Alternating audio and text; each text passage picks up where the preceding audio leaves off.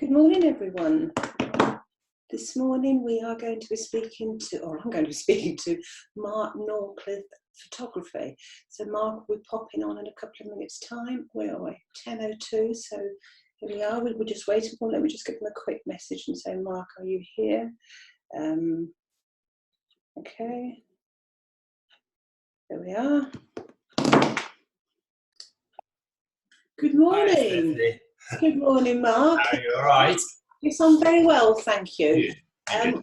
I was just saying a quick hi to everybody, and this morning we are speaking to your good self. So, would you like to just quickly tell us, Mark, who you are and what you're about? Yes, hello there. I'm Mark Nortcliffe, and I'm a wedding photographer based in Cambridge. Been based in Cambridge now for about 5 years, from moving back from London. So I'm here and doing wedding photography in the area. So you say in the area, is it just in the area, Mark, or do you actually go a little bit further? I have the highlighter. Oh. I haven't made notes. I know, because as you know, I am part goldfish, and if I don't write it down, then I will forget. And on that note, I will say I have got a bit of a cough.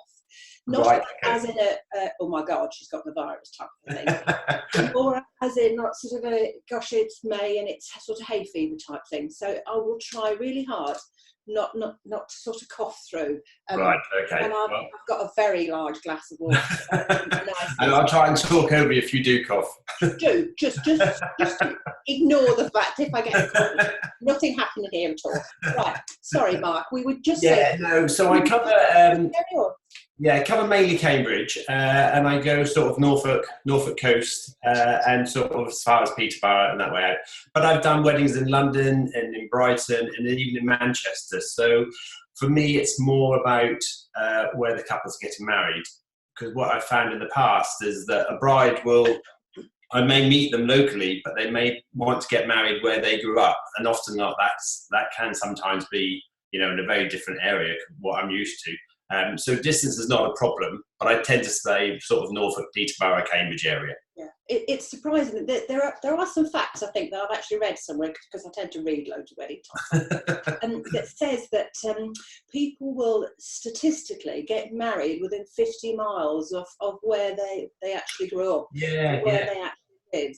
And when both my daughters got married, it sort of broke that theory completely, because they ended up getting married hundreds of miles away. But it was kind of good to know that generally it's within like sort of 50 miles. I mean, if someone was planning on having like sort of a destination wedding, is that something that you'd consider, Mark, or is it a step too far, that?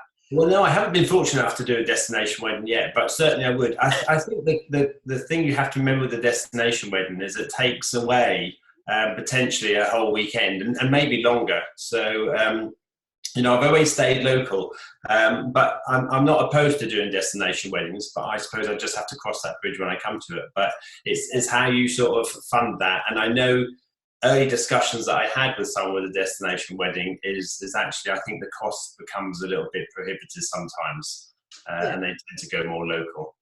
That's the issue, isn't it? Because it's not just a matter then of sort of actually attending the wedding. You physically have to sort of get there, don't you? And then you have of course, accommodation and everything as well, isn't it? Yeah, and it's the obviously carrying your camera equipment, and you obviously have to limit the amount of camera equipment you can take with you. And I'm sort of having a kit bag that's got everything in it in case I need it. I'm that sort of person where I have everything just in case, and probably don't even go to my camera bag that often during the day.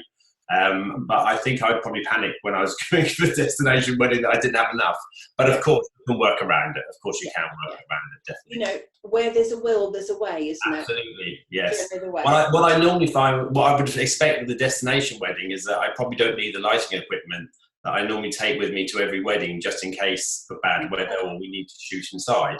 Yeah. You imagine with a destination wedding, you probably wouldn't need to take that with you, because you'd imagine that the weather would be quite nice. And it's also, like you say, I mean, some of the equipment I'm sure is sort of big and bulky, and it's transporting it and sort of making sure that it's safe and everything. Yeah, as long as you can get it in the car. Yes. and Yeah. you sort of drive wherever it is.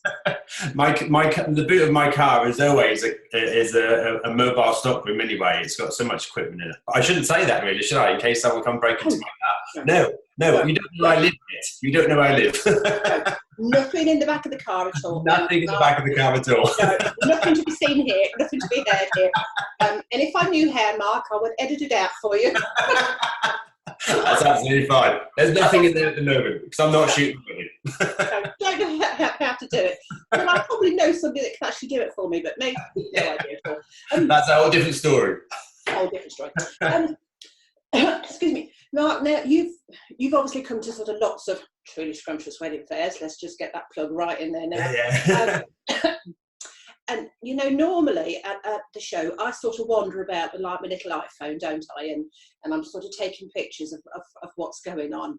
And you've clearly seen what shambles I actually make. Because you know, I chop folks' heads off and I chop their arms off, and I kind of never quite get it in the You're very good, Stephanie. You're very good. Oh, I'll give you the money later. I'm so. All right, okay, perhaps not. I'm rubbish. I know my limitations. Organise a good show, but does me take a picture. But do you think it's a learned skill, Mark, or do you think you just need to have like an eye for it? Do you think? I think there's a whole host of things actually. I think it's having an eye for it. I think it's being able to communicate and putting your client or your couples at ease. Because that makes a big difference with a photograph. If your couples are really feel relaxed in front of the camera, that really makes a big difference. So I think photography is a learned skill, and I think it's constantly evolving. I mean, I'm constantly learning new tricks and new tips and things like this. But I think you've got to have a knack. You've got to have a skill for it, but you can actually enhance it as you go through. But there must be a basic understanding of how your camera works, because it's all about the lighting, it's about exposure, it's about shutter speeds, and there's lots of factors that are built into it. And what we find is everyone thinks they're a photographer these days because they have a mobile phone. But actually, we are all photographers, which is absolutely great. We can capture moments in history and memories as we go along. But I think there are times when you need that professional to step in and make sure it's absolutely right.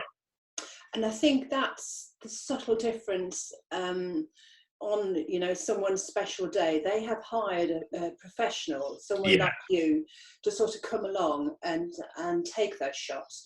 And with all the love in the world, when you have somebody's granny or somebody's uncle or somebody like me with the old iPhone, and they're sort of in your way, and you're trying to line it all up and sort of get it all sorted out. I mean, that must be difficult as well, isn't it?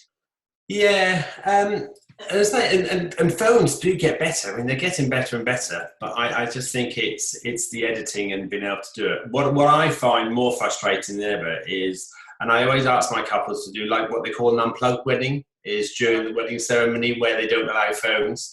Because the worst shot is you want your bride and groom or the bride walking down the aisle with her father, and everyone's standing out, leaning into the aisle with their iPhones and their cameras. That's the frustrating part.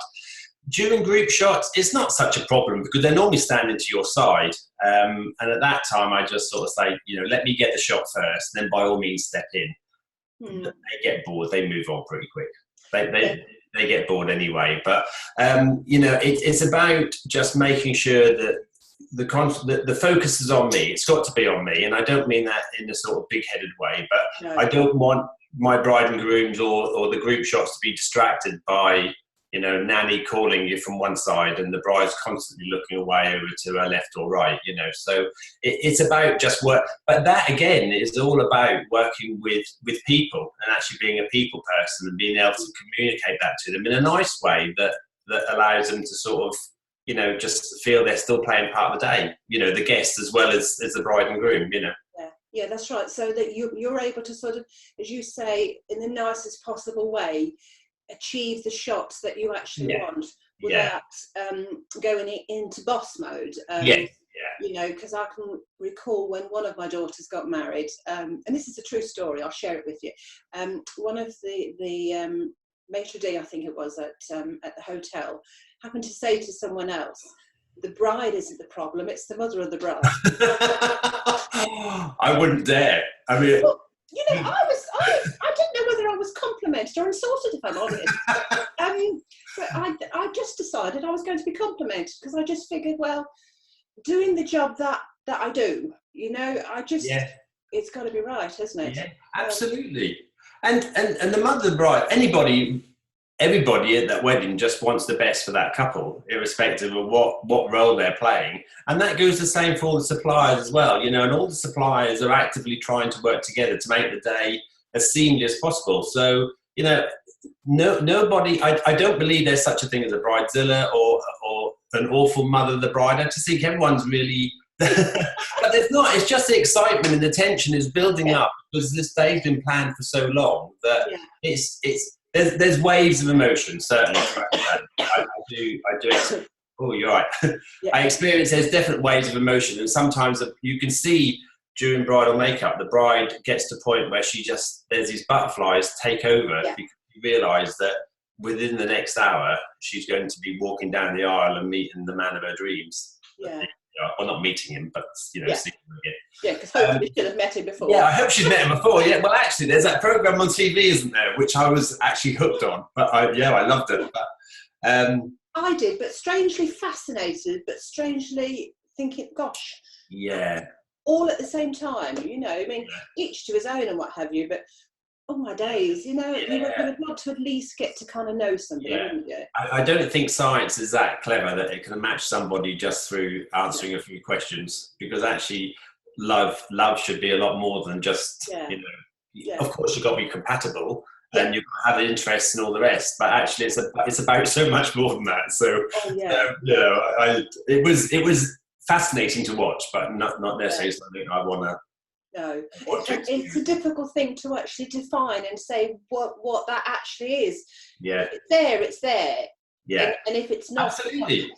Sometimes you can love someone, and you don't necessarily like them very much.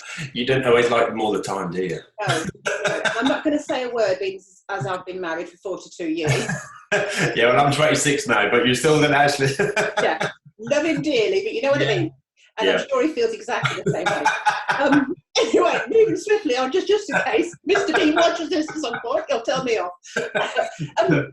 Mark, talk me through sort of a typical day at a wedding. What sort of happens, and when do you arrive and that sort of thing? For me, a typical day is probably about 12, 14 hours actually. So they're quite long days. Isn't it? And I put together a timeline for the bride and they go, how can you possibly be there for 14 hours? And when you see it written down, the day goes incredibly quick. And any bride's wedding day will go incredibly quick. And I always tell them to steal some time away to sort of, take stock of what's actually happening. But my day normally starts with bridal prep in the morning. So I'll go along to do the bridal prep with the bride and the bridesmaids, and that's actually quite a little bit of fun actually. That's a bit like sort of, what goes on tour stays on tour.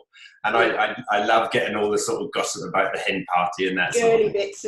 Girly bits. Yeah, I quite enjoy that actually. Yeah. So we do the bridal prep. Most of my photography collections have a second shooter, so at that same time or a little bit later, my second shooter is working alongside with the boys and doing the groom shots and the groom preparation shots.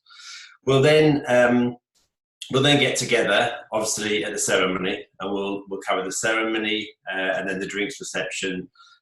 During the drinks reception is a time that we'll do the formal shots of the guests and the lineups, and I actually limit that to about 8 or 10 shots because that's a very time-consuming part. Mm-hmm. And sod's law, you'll get, granddad's gone off for a wee, and just as he's needed for one of the shots, so that can take a long time. And that's probably the only time that I have to be a little bit sort of more dogmatic about things, where I have to make sure the group's there. But that's where my second shooter comes in hand. And I also call on the bridesmaid or the maid of honour and the best man as well at that time to sort of help me rally the troops. Then we'll do the couple shots. Then I record.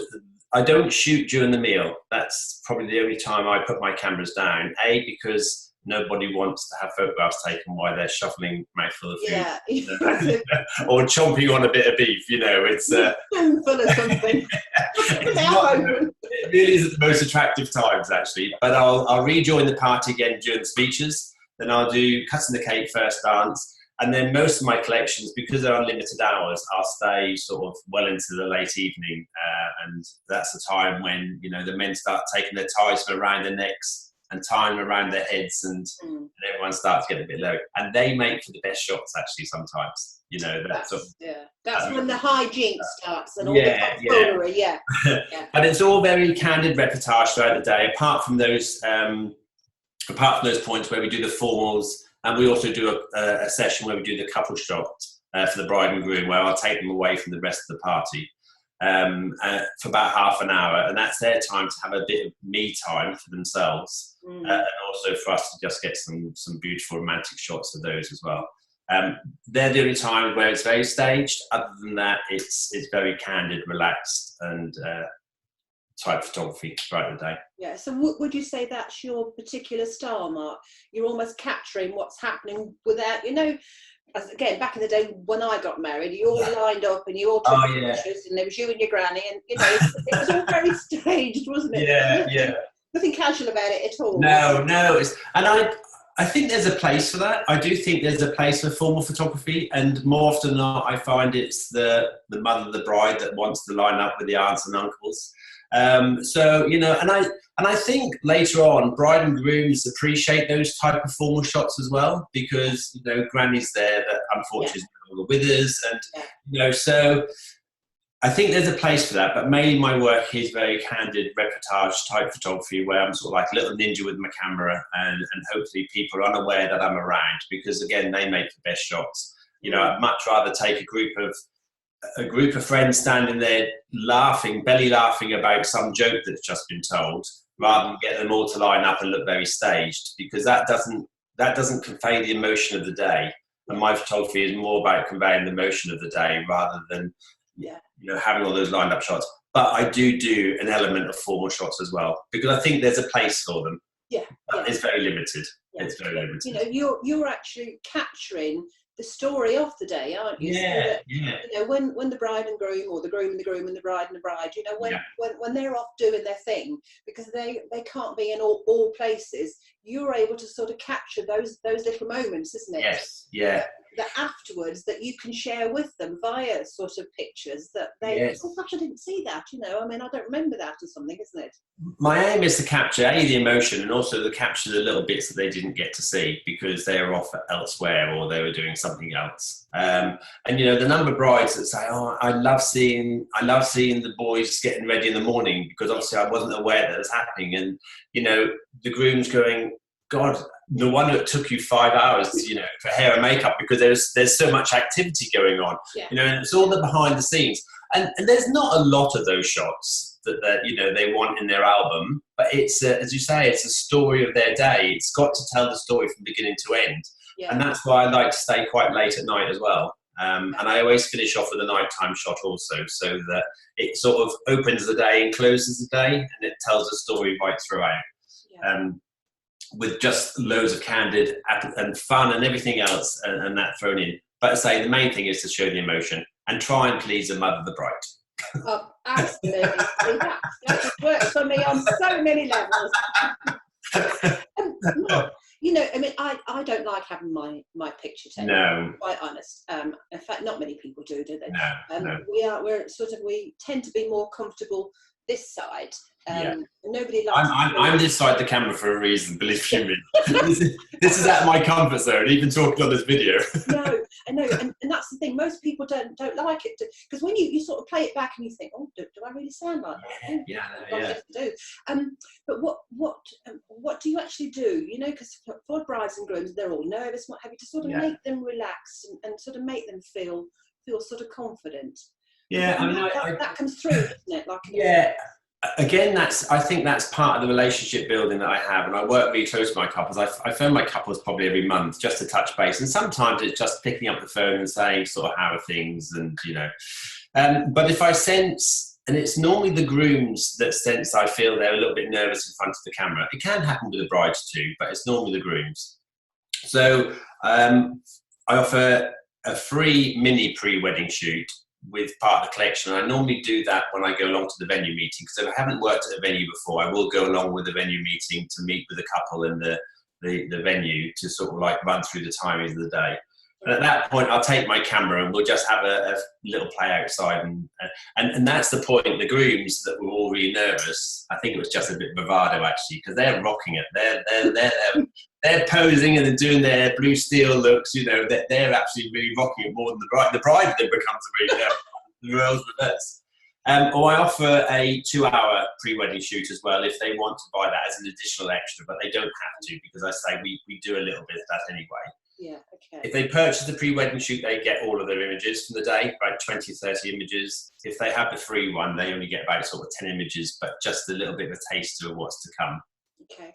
But that really helps put them both at ease, actually. And I do very, very limited posing. It's just about how to look and how to place hands, and for the boys where to put their hands in their pockets and that sort of thing. Yeah. So it just helps them on the day to be able to get into how to stand to look relaxed. Yeah. Because there's nothing worse than standing there really rigid and feeling uneasy. But I think that's coupled with the fact that I've worked with him so far in advance that there's almost a relationship that we build up. Yeah. You know, I don't sell all of this in my package because I don't want to give any spoilers away. But there's a lot that I do both pre and after the wedding that's actually is additional extras that are not included in the package, just to work with my couples as opposed to, you know, I don't want to rock up on the day actually meeting a couple on a Skype meeting and that's the first time I've seen them. You know, right, yeah. For me, that's not what it's about. It's the personal connection, isn't it, Mark? Yeah, I can't work that way because it's. I need to know if there's any boundaries. I need to know if they're comfortable kissing in front of me. Yeah. You know, because some couples aren't. You know, even though they're getting married, you know, some couples don't like to show that affection in front of a stranger, which effectively you are.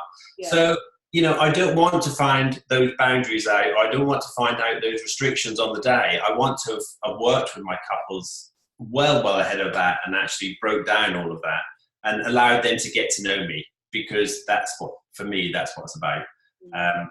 And that's why I limit my weddings. I limit my weddings to 25 a year because I can't sustain that customer service relationship that I have or that relationship building program that I have if I'm doing 40, 50 weddings. I don't want to. I don't want to do it. I never set out to do that. That was never my business plan. Yeah. It was to do 25 maximum, and actually have the same relationship with my couple number one as I do my couple 25. You know, that's the most important thing for me.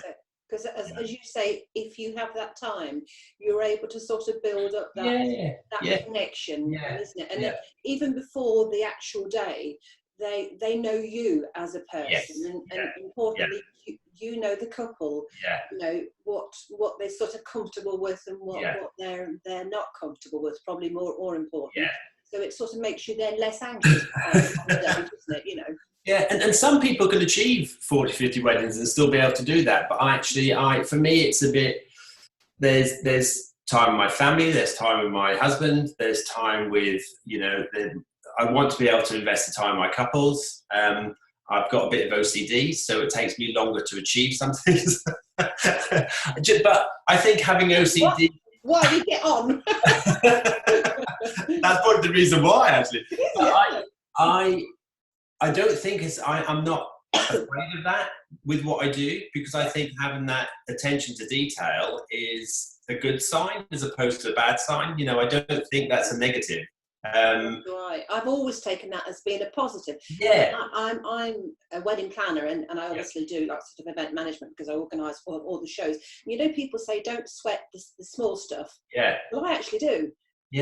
And that's what I feel makes the difference, because if you focus on the small things and get the small things right, then all the small things add up, and that makes sure that you get all of the things right.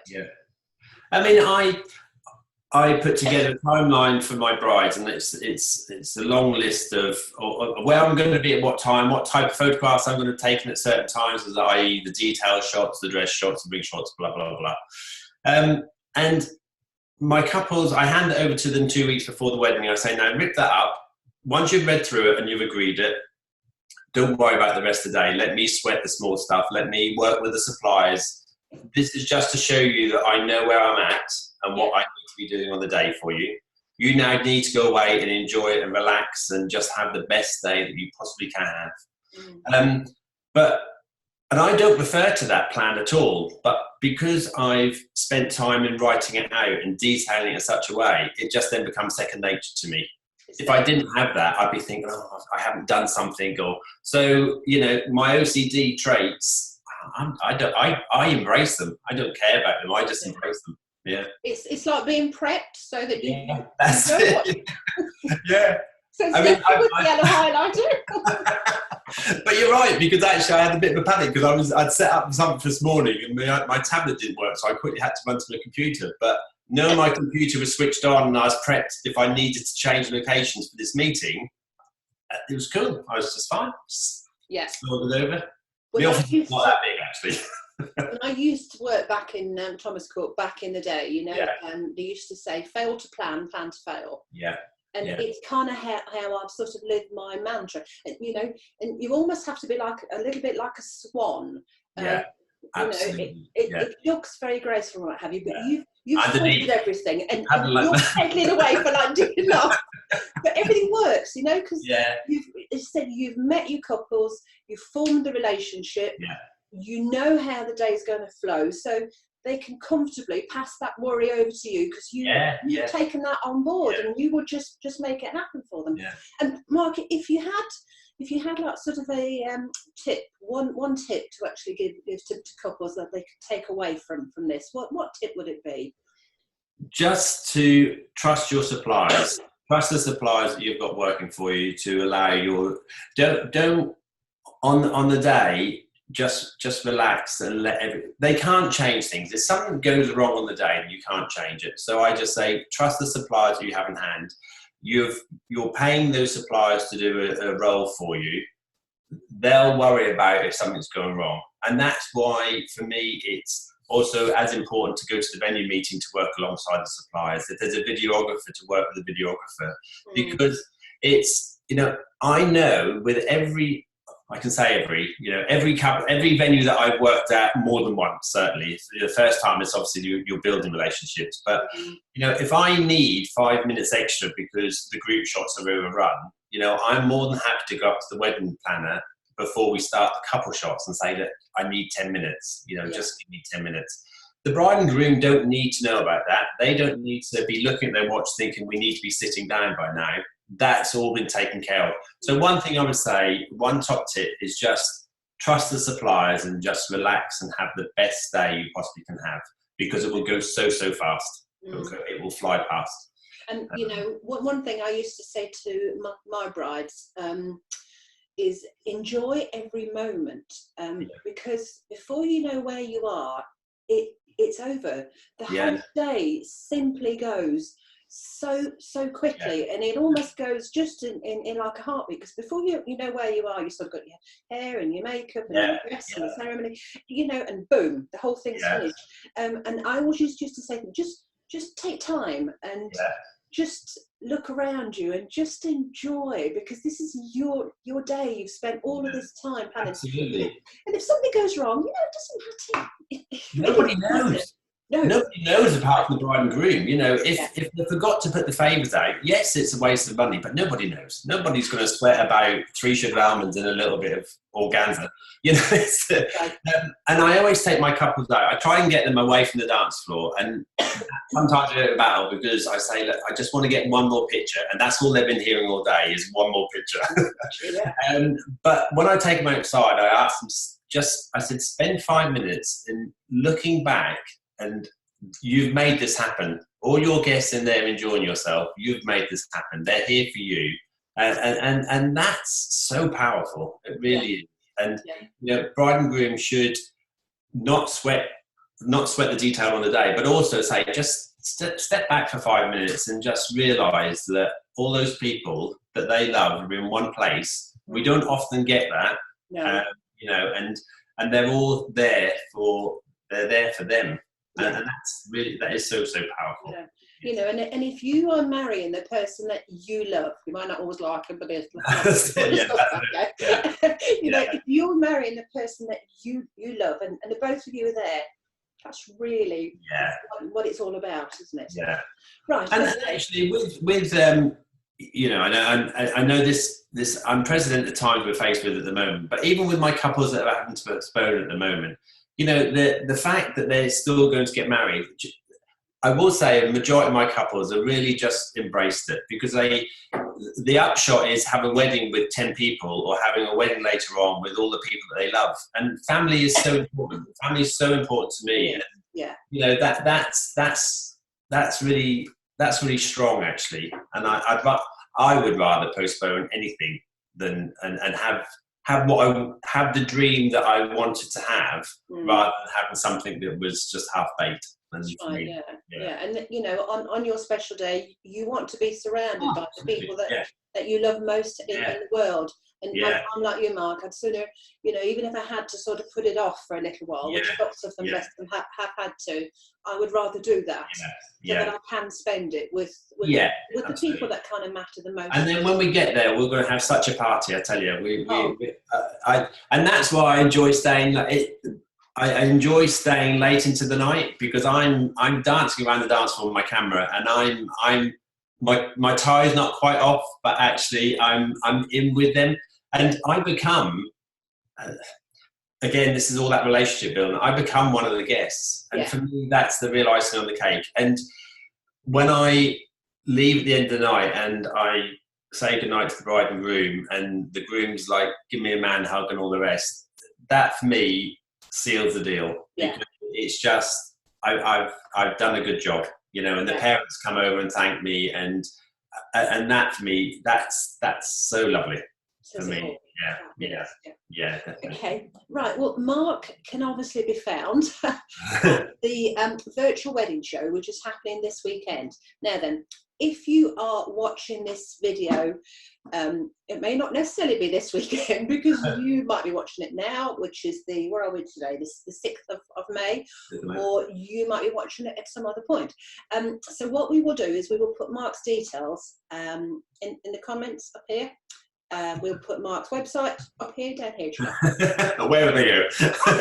Somewhere. I'll put it somewhere. It'll be Mark's website. We'll put the telephone number, and we'll put your email address as well. So this will actually be posted out in the Truly Scrumptious Wedding Hub. We'll actually post it out on the main page. We'll pop it over on Instagram, and we'll pop it over on the YouTube channel. So there's lots of different ways.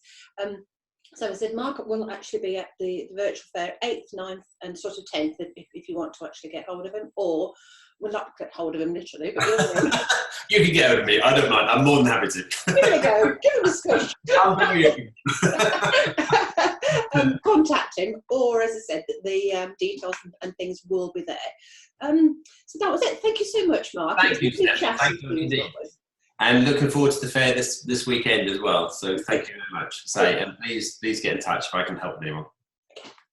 Take care then, my lovely. All right, thanks then. Bye-bye. Take care. Bye-bye then. Bye-bye.